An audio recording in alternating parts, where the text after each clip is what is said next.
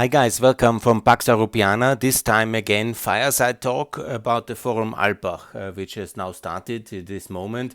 It was really an excellent start with the President of Austria and the President of Greece, and also excellently moderated by this famous Austrian-American journalist Matthew Katashnik, and also the president of Greece was the guest of honor, and it was a really good starting of the European Forum Alpbach 2021.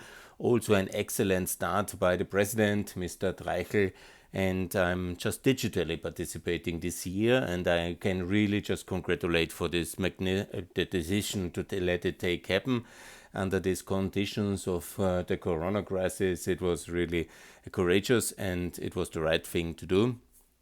And I would like to comment now on the missed opportunity to make it a major success. Why? Because there is a lack of leadership. President Reichel has already said very clearly that we need to be a stronger continent and that we need to recover the wonderfulness of Europe to recover. And he has called for the next generation, the next 25 years.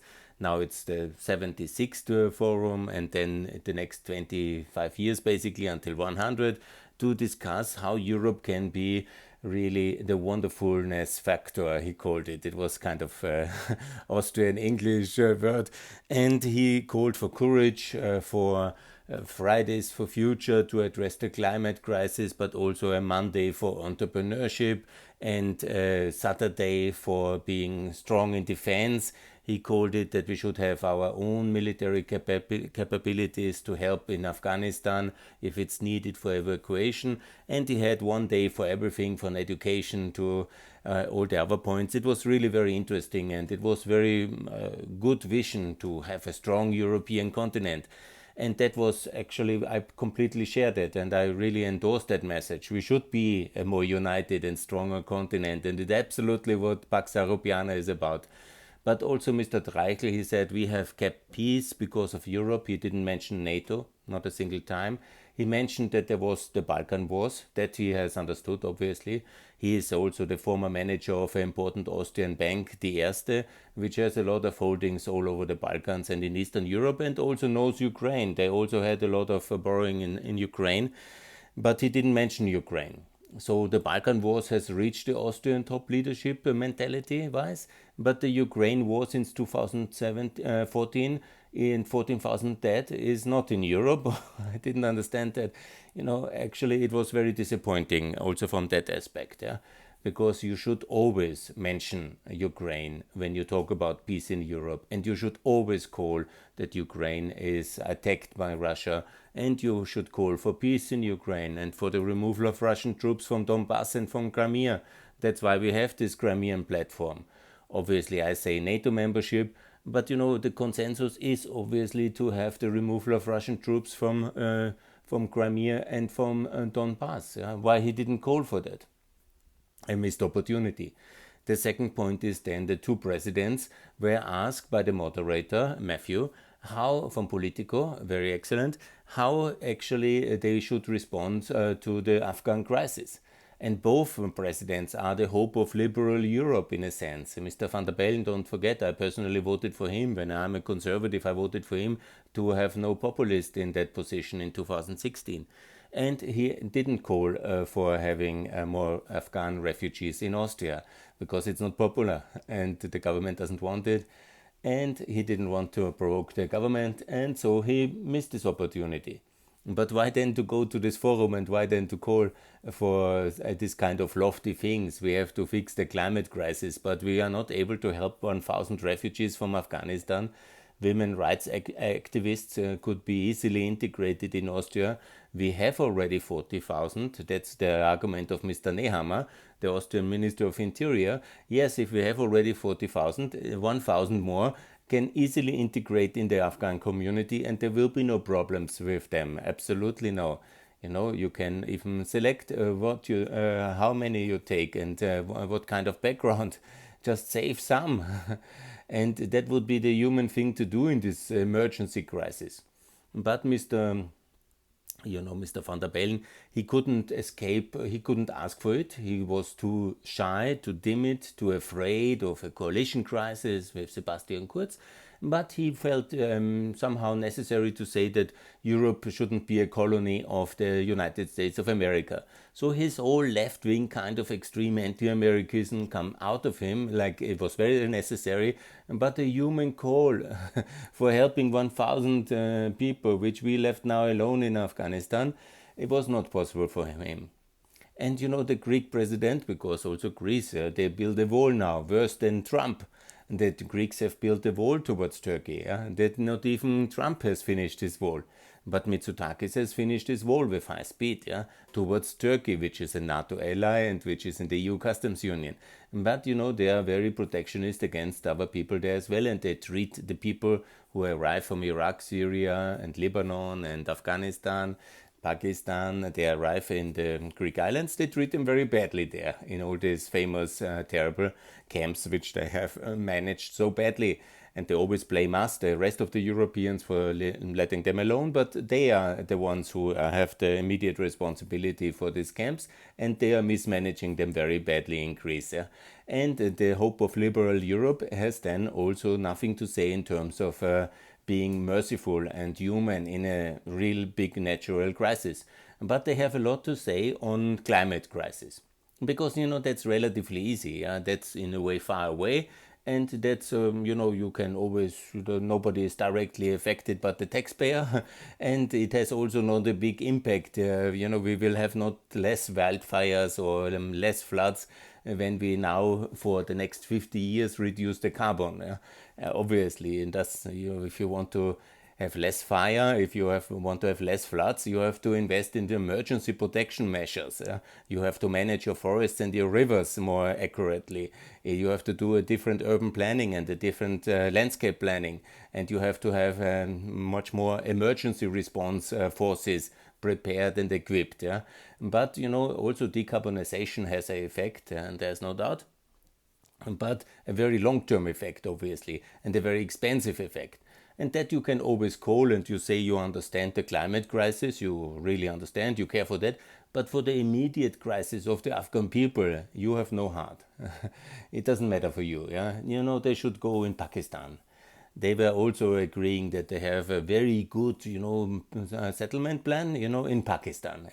Pakistan is also a very poor country, and by the way, Austria and Greece always very reluctant to give Pakistan a free trade agreement. With a free trade agreement, obviously, Pakistan would be more able to, because it's more prosperous. We buy more goods, more employment in Pakistan, more jobs also for Afghan refugees.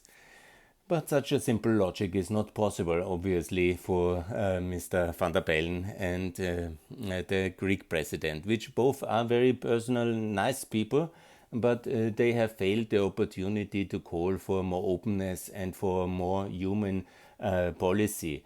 Because if we fail in our foreign policy, if we cannot project power, if you cannot really have a good strategy in foreign policy, if all this fails and the onslaughts of the Taliban supported by Russia and China and Qatar and possibly Iran and Pakistan, we then have, of course, the situation that more people of these desperate countries will come to us, and then it's very unpopular to call for openness, and then they don't do it.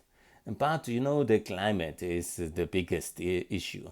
Yes, okay, that's really important. There is no doubt. We have to tackle the climate crisis. But when you then fail to have a good foreign policy, when you fail to have a good energy policy, when you fail to have a good trade policy, when you fail to have a good security policy, because nobody called at this meeting for example, Cyprus to join NATO. Nobody asked the question, I asked actually on this online chat, nobody asked why Austria is not in NATO. Very good question. Would be solidarity in Europe, obviously. We are much stronger if you're united. The same logic like in the EU is for NATO. Why is Cyprus not in NATO? Why has Greece not recognized Kosovo? Nobody asked that but me. And that's a very good question. Why has Greece not really pushing harder for EU membership of Albania, Macedonia, North Macedonia and Montenegro? They are all free ready. Why is Greece not really pursuing, and Austria as well, a harder line against Bulgaria, because Bulgaria is blocking Macedonia? We could very easily make sure that Bulgaria joins OECD and joins the Schengen zone. And I'm sure the moment Austria and Germany will say yes to Schengen and also agree that in the European institutions, and we can do that, the Bulgarians will give immediately up the veto against Macedonia. That's exactly what they want. They want to be in Schengen. They really don't care so much for the rest. Yeah? And so that's exactly the point at the moment. Yeah? And so and this is exactly where we have the issue at the moment. Yeah, we don't agree. We don't really. We are not clear enough in what we want, and then we are very soft towards the enemies. We are very weak towards, and we are very hard against the poor people. But at the same time, we are very strong morally on some long-term issues where we have very little immediate impact. Yeah? And it's always good to make the population a bad conscious. Yeah, you spend enough too much petrol on your work transport. You have not the right energy pattern. You are guilty. But that our politicians are basically doing wrong policy on foreign policy, on energy, on many other complicated issues, which are complicated, yeah, in land management, in cadastre, and so on, and in the EU enlargement, yeah, and that then we are responsible in a sense because we spend too much CO2. That's the message, and that's a little bit shocking. No, that's my welcoming message for the debate about climate change and about the priorities, because already in the discussions on the Forum Alpbach website now, I started to be very clearly also advocating for Ukraine, Kosovo, Bosnia, and also Kosovo, Ukraine, Georgia, and Moldova to be in NATO. That's the most important, and Austria obviously as well. And so to have a clarity in that debate is, I think, very, very useful. And it's just my son crossing through the parameter. That's why I was a bit distracted. Good. That is for the opening of Forum Alpbach. Really a great opportunity, a very big vision again, which is worthy of this important forum, where Europe should be in the wonderfulness factor in the future in another 20 years, 25 years in a generation. But unfortunately, immediately in the opening, all the burning questions of today's world, from Ukraine to migration, to the climate, to Afghanistan, and also the coming crisis. I can already outline where the next crisis in the winter will be in this season.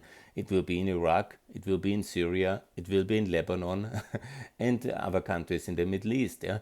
And they will be one by one breaking down, and not because of the climate crisis. That's also one of the factors. You know, the climate is always a factor in all geostrategic issues and the harvest and all these factors, but mostly because we have a very strong wrong policy towards these countries. Yeah? We don't help them enough, and we have the wrong strategic approach towards them. Yeah?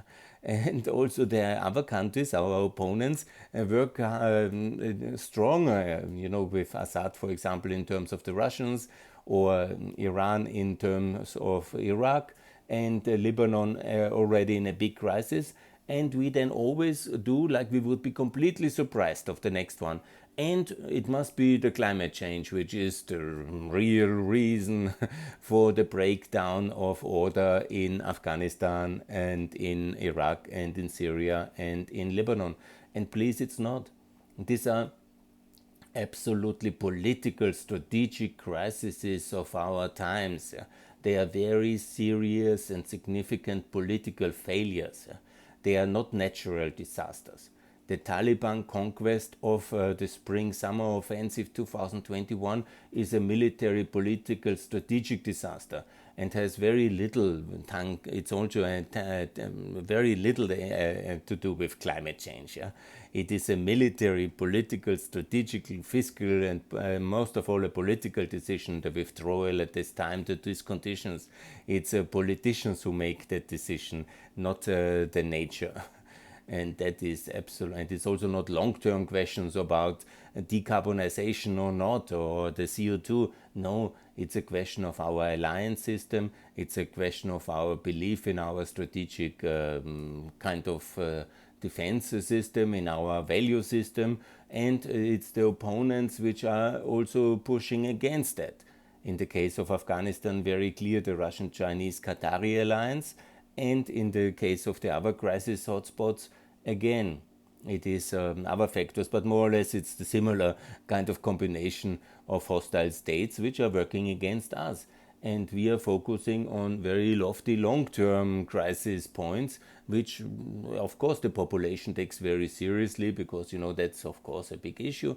But nevertheless, strategically, the collapse of Afghanistan has nothing to do with climate change.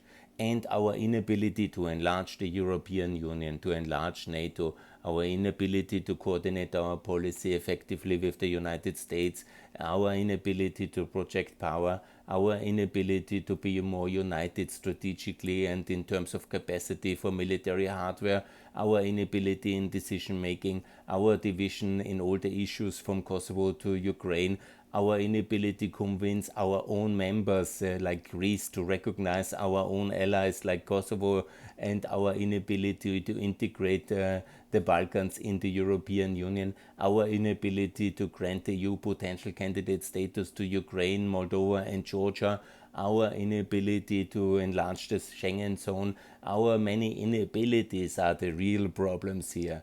That's why we make so little progress on key issues. And that's something we can change if we want to increase our wonderful factor for the next 25 years. We need better policy making.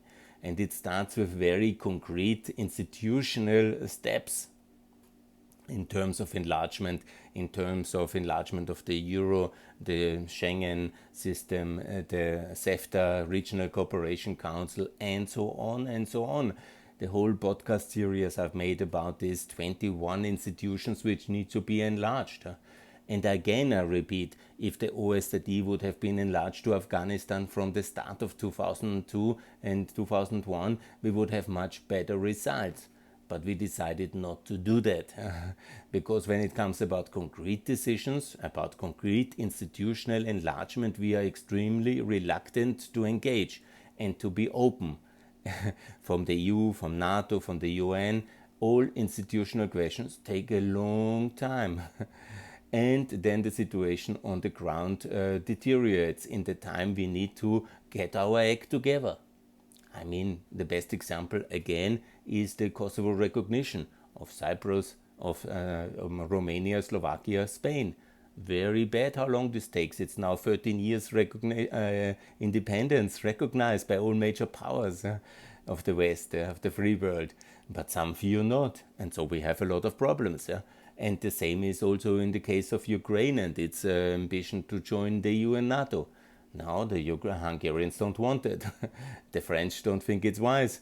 And so we are discussing since 13 years about this. 13 years is the time the Second Cold War is active, and we don't call it like this because we have decided that we want to have, kind of no conflict with anybody, but the others want to have a conflict with us. And so they win systematically country by country, and we are losing. Despite, major progress where these countries like Ukraine is basically making a pro-European revolution, which we reject. And that's very dramatically our bad policy. And of course, the Russians are also actively supporting such bad policy, because who makes bad policy is of course supported. Yeah? And then now, for example, we have also then 44 countries go to the Crimean platform, but already this Wednesday it's Mr. Lavrov in Vienna, and he will be entering Vienna like a conquering hero, and everybody will listening to him like he is so important. Obviously, he's the aggressor of in Russia. Of Russia is the aggressor in Crimea and in Donbass, but in Vienna it's an important international superstar guest. And we are all looking forward to explain him what we learned in Ukraine, and then he will be very little interested, and then we anyhow discuss about gas and about energy cooperation. So the wonderfulness factor of Europe will not be increased by such a kind of policy, that's for sure. Anyhow, The opening was there. The fireside talk of mine and the response is there as now as well. I will continue now to talk about the Forum Alpbach in these next 2 weeks and comment on the lack of courage which our decision makers have, and that's then also resulting in the gradual decline of Europe compared to other continents who have better leadership and more decisive and more united form of governance, and who are able also to help their peripheral regions into the continental unions in a sense. And we lack the courage to do that. And that's my call for more united Europe. If you want to be more wonderful, Mr. Treichel, it's very easy. Integrate Macedonia, Albania, Montenegro 2024 in the European Union. Integrate Bosnia, Kosovo, Moldova, Georgia and Ukraine in NATO 2024 and Austria as well.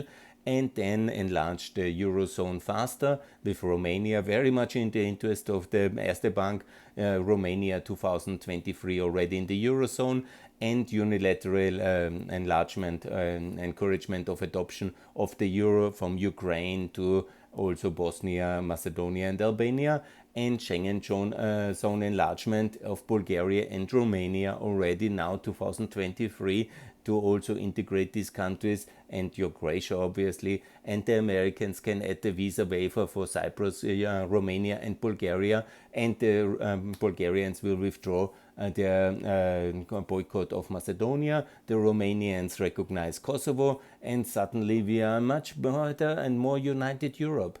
And add on that maybe Turkey can somehow have a more reasonable Cyprus policy. We make a united Cyprus in the euro, in NATO, inside the European Union. Much better for the Cypriots from the north as well, because they are suddenly then full EU, Euro, NATO citizens, and they are living in a federal united island with all the freedoms which Europe and NATO has to offer and all the prosperity attached to it, and funded a little bit more generously from the EU. And suddenly we have one crisis spot less, which we work already 50 years on soon. And so on and so on. All these issues can be solved. The Irish maybe also to join NATO, and the Maltese and the Swedish and the Finnish, and suddenly the whole European continent will be much more united, and the EU can join NATO as well, and we look much better than all together united and more prosperous, and we will be taken much more serious by the Chinese, by the Russians, by the Iranians and their various proxies around. Would be good. The wonderfulness factor of Europe will be massively improved, and with more security we will also have more prosperity if we do also better economic policy, and that I will talk in the coming weeks as well. Parallel to the European Forum, I will comment on the various aspects of what we need to do in order to achieve this wonderful European continent Mr. Treichel, the president of the Forum Alpbach, has referred to as his vision for the 100th birthday of the European Forum Alpbach in the year 2045. And if we work a little bit harder, we will actually win the Second Cold War in this kind of economic differential between the Russian and the Chinese world, also much faster than 2045. Would be good. I think I'm in this to win it, and I want to have a more prosperous Europe. For this, actually, the integration of Ukraine and the Balkans is extremely helpful, and the completion of the European project is essential in terms of Eurozone, Schengen, and the common labor market, and the whole integration of the continental union around the European Union. Very much important to achieve this, and a lot of other things which I've talked in this podcast already. A bit of more openness would be also good, when I remember that the Greeks and the Austrians very often are very anti-American, and they have not supported TTIP, they have not supported Mercosur, and so on, but they want more subsidies. I've also posted on that one to the Greek president now at the forum, if it would not be a much better idea to transfer the Greek privatization fund towards the EIB and reduce the unsustainable level of 210 percentage of GDP in debts, which the Greeks have already. In Austria, we are just at 83. And nevertheless, also Sebastian Kurz has now spent already the quite amazing amount in just 1.5 years of Corona crisis. He has spent, I think it's 46 billion euros all over and something like this, yeah.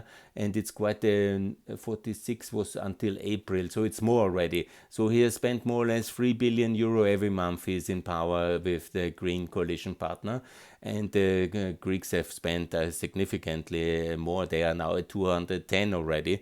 Totally unsustainable, but they are always very grandstanding. What other very expensive spending programs the rest of Europe should do because they need to fight climate change whenever they have no money to do so, and they are already completely down in most aspects. But they do buy French fighter jets, yeah, because that's very important to have the Eastern Mediterranean full of expensive kit in order to have an inner NATO confrontation about Cyprus funded by the EU taxpayers, and then with equipment of the Americans fighting with equipment of the French in the various sides on the East Med conflict. Now, don't get me started on that kind of crazy policy. So what we need is more unity in Europe, and it also belongs that the state-owned companies from the from the bankrupt states have to be transferred to the EIB, to the European investment banks, to reduce the